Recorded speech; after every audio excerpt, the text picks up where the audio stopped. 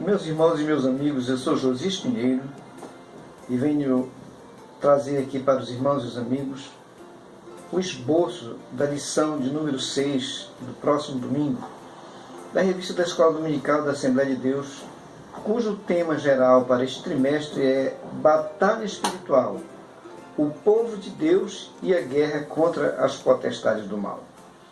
O assunto da lição do próximo domingo, a lição 6, é quem domina a sua mente.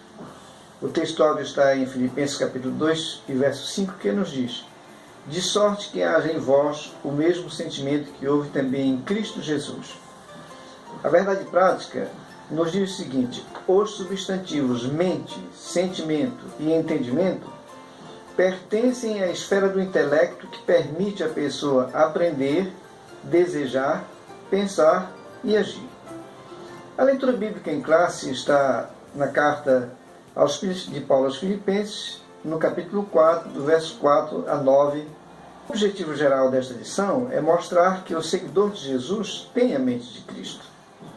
Os objetivos específicos são 3. O primeiro é explicar a epístola aos Filipenses. O segundo, conceituar a palavra mente no contexto bíblico. E o terceiro, expor o conceito da expressão a mente de Cristo. Na interação com o professor, a lição traz no final desse texto a seguinte questão. A pergunta cabível ao final da presente lição é: Jesus realmente é o Senhor do seu pensamento? Então é importante que, ao estudar a lição, nós tenhamos esse diagnóstico. Se o Senhor Jesus é que domina o nosso pensamento. Aqui uma síntese da Epístola aos Filipenses. Temos o seguinte: o autor é o apóstolo Paulo. O propósito da epístola Paulo escreveu a carta para agradecer pela oferta generosa e levar aos membros da igreja a conservar a unidade, a humildade, a comunhão e a paz. As principais características desta carta é que é uma carta pessoal e afetuosa. Por quê? Porque Paulo estava preso em Roma e o seu amigo, pastor da igreja de Filipos, lhe levou uma oferta, lhe levou bênçãos enviadas por aquela igreja. Então ele estava no momento que ele escreveu a carta, ele estava muito contente. A segunda característica é um texto altamente cristocêntrico. A terceira característica contém algumas declarações profundamente cristológicas, no capítulo 2, do verso 5 ao 11. A quarta característica, ela é denominada de a Epístola da Alegria. Então, Paulo estava num momento em que ele estava muito alegre, ao ponto de ele dizer: tudo posso naquele que me fortalece. E a quinta característica apresenta uma vida cristã equilibrada. Mas a questão do nosso assunto desta lição é: quem domina a sua mente? Vou pegar aqui algumas partes de um comentário que diz o seguinte: o diabo não pode agir de forma autônoma. Ele tem permissão condicionada por Deus. Então o maligno não faz nada só do que ele quer. Ele só faz se Deus permitir. Isso nós vimos no livro de Jó, no capítulo 1, verso 11 e 12, em Marcos 5, capítulo 5, verso 9 e 10, e em Lucas 23, em Lucas capítulo 22, verso 31. Dentro da soberania divina, ele pode atuar em dois âmbitos da esfera humana, que é o âmbito material e o âmbito espiritual. No âmbito material, o maligno pode lançar seus dardos inflamados contra aquilo que temos a fim de nos prejudicar.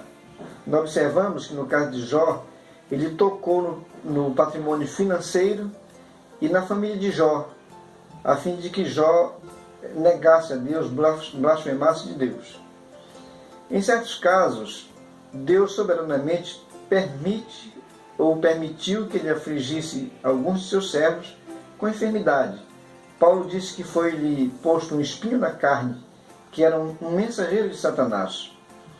Aos crentes de Esmirna, em Apocalipse 2:10, nós encontramos a informação de que eles seriam lançados na prisão para ser torturados durante um período de 10 dias, que os comentaristas acham que esse número ele é simbólico, né? Pode ter sido mais tempo que 10 dias.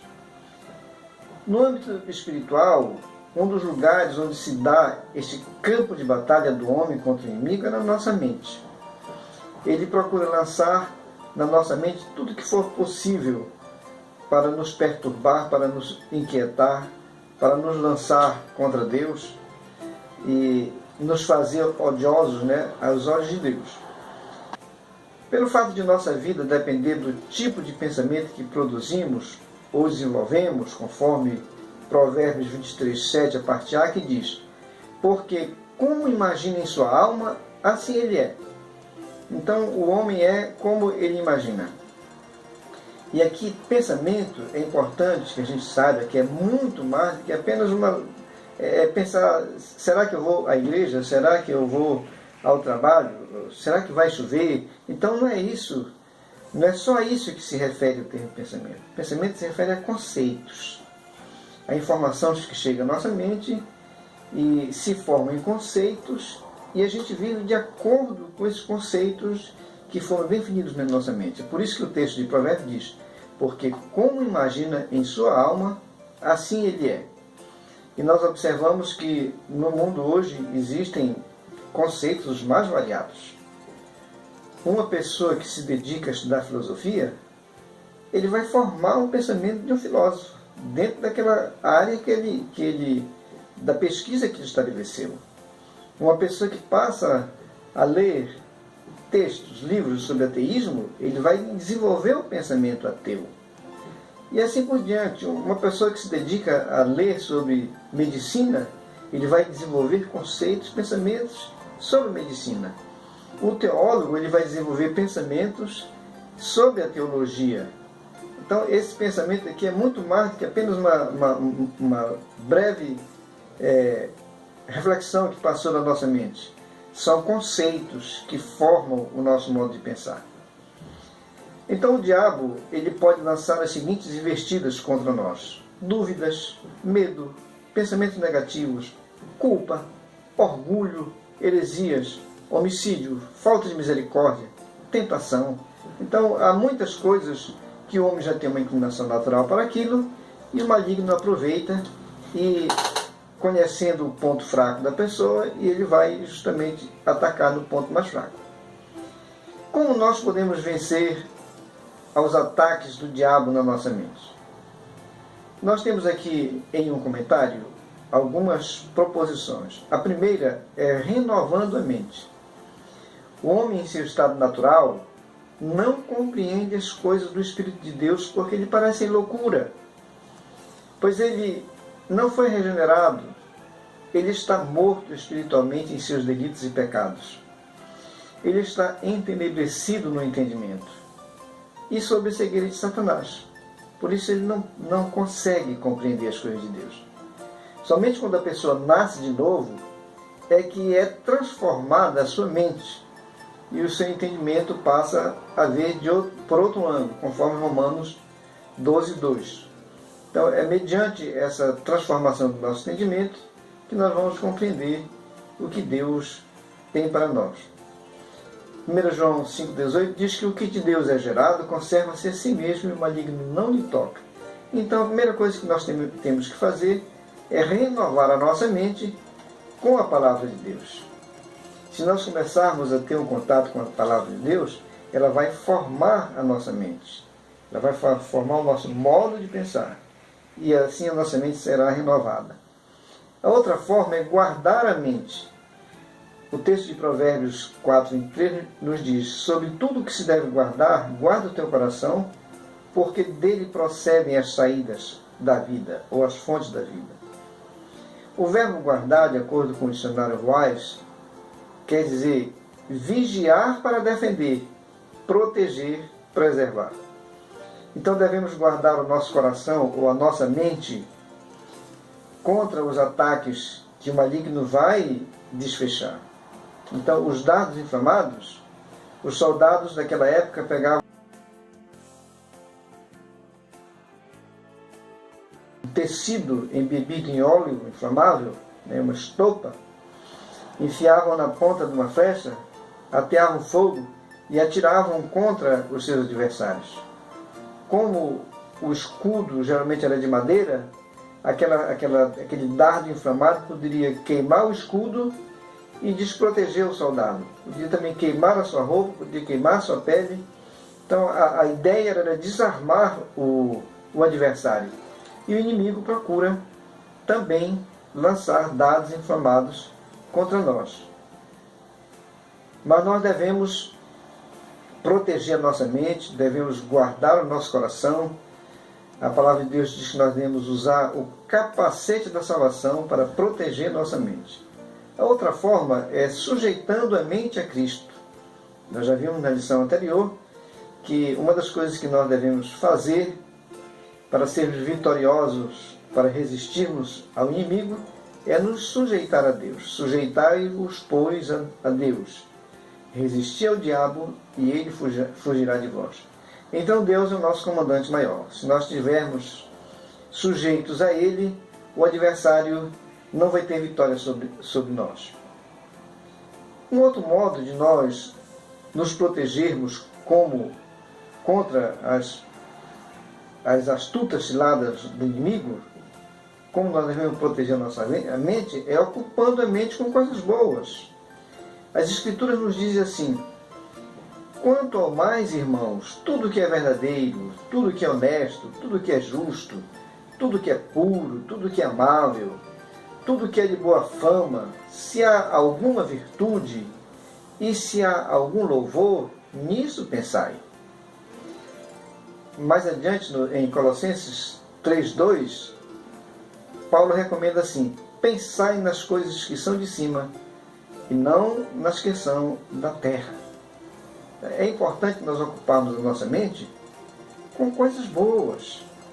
Tem pessoas que ficam assistindo filme de terror, ficam assistindo noticiários sobre a violência no país e no mundo, ficam assistindo filmes violentos e querem ter uma mente equilibrada, uma mente limpa. Assim você está saturando a sua mente com coisas ruins, mas nós temos que pensar, ocupar nossa mente com coisas boas. Outra forma de nós protegermos a nossa mente contra as ciladas ou contra as investidas do inimigo é usando a fé. Efésios 6,16 diz: tomando sobretudo o escudo da fé com o qual podereis apagar todos os dardos inflamados do maligno. O escudo, na verdade, não é a fé. Aqui diz o escudo da fé. Quem é esse escudo da fé? Gênesis 15:1 nos diz quem é o escudo. Diz assim: depois desses acontecimentos, veio a palavra do Senhor a Abrão numa visão e disse: não temas, Abrão, eu sou o teu escudo. Glória a Deus. Nosso escudo é Deus. E numa seta inflamada do inimigo, lançada contra nós, e Deus estando à nossa frente, na nossa dianteira, esse escudo essa seta inflamada não nos vai atingir. Então nós precisamos exercitar a nossa fé em Deus e em sua palavra, para nós termos a vitória contra o inimigo de nossas almas. Na carta de Paulo, ou melhor, na primeira carta de Pedro, ele diz: ao qual resisti firmes na fé. 1 Coríntios 10:13 tem uma mensagem de consolo, onde o escritor diz: não sobreveio a vocês tentação que não fosse comum aos homens. E Deus é fiel. Ele não permitirá que vocês sejam tentados além do que podem suportar. Mas quando forem tentados, Ele lhes providenciará um escape para que o possam suportar. Então o Todo-Poderoso está cuidando de cada um de nós. Ainda em 2 Pedro 2,9 ele diz: vemos, portanto, que o Senhor sabe livrar os piedosos da provação e manter em castigo os ímpios para o dia do juízo. Ainda em 1 Coríntios 2,12, nós temos algo muito importante que eu considero fundamental com relação ao tema de hoje, é quem domina a sua mente, que nos diz assim, 1 Coríntios 2,12: ora, nós não temos recebido o Espírito do mundo, e sim o Espírito que vem de Deus, para que conheçamos o que por Deus nos foi dado gratuitamente. Aqui está a chave da nossa vitória. Deus nos deu do seu Espírito. E o Espírito de Deus, a palavra de Deus que nos diz que só quem pode conhecer o homem é o Espírito que está nele. Assim também, só quem pode conhecer a Deus é o Espírito que está nele, em Deus. E aqui nos diz que Deus nos deu do seu Espírito. Então nós também podemos conhecer como Deus conhece. 2 Coríntios 2,16, Paulo diz: pois quem conheceu a mente do Senhor que o possa instruir? E ele dá uma resposta, né? Nós, porém, temos a mente de Cristo. Qual é essa mente de Cristo? É o Espírito Santo, que nos foi dado, que nos dá essa compreensão do que diz respeito a esta vida, a outra vida, do que diz respeito às ciladas do inimigo contra nós. Agora nós temos a possibilidade de termos uma vida vitoriosa, porque nós temos a mente de Cristo nos dada através do Espírito Santo. Voltando agora para o esboço da lição, né? No primeiro tópico da lição, o objetivo da carta não é doutrinária, mas de ensino prático sobre o relacionamento do cristão. O segundo tópico, o termo mente na Bíblia pode significar faculdade psicológica, forma de pensar, espírito ou coração. E o terceiro, quem tem a mente de Cristo desfruta do sentimento de alegria, gratidão e paz em Deus. E o mais importante, quem tem a mente de Cristo está protegido contra as ciladas do inimigo nesta guerra espiritual que acontece na nossa mente. A conclusão nos diz: o nosso comportamento na vida diária, no lar, na igreja, no trabalho, na sociedade, reflete o que há em nosso coração. E isso mostra por si só quem domina a nossa mente.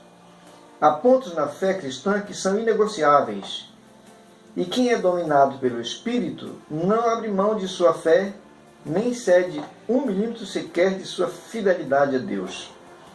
É esse Espírito que domina a mente dos crentes fiéis em Cristo Jesus.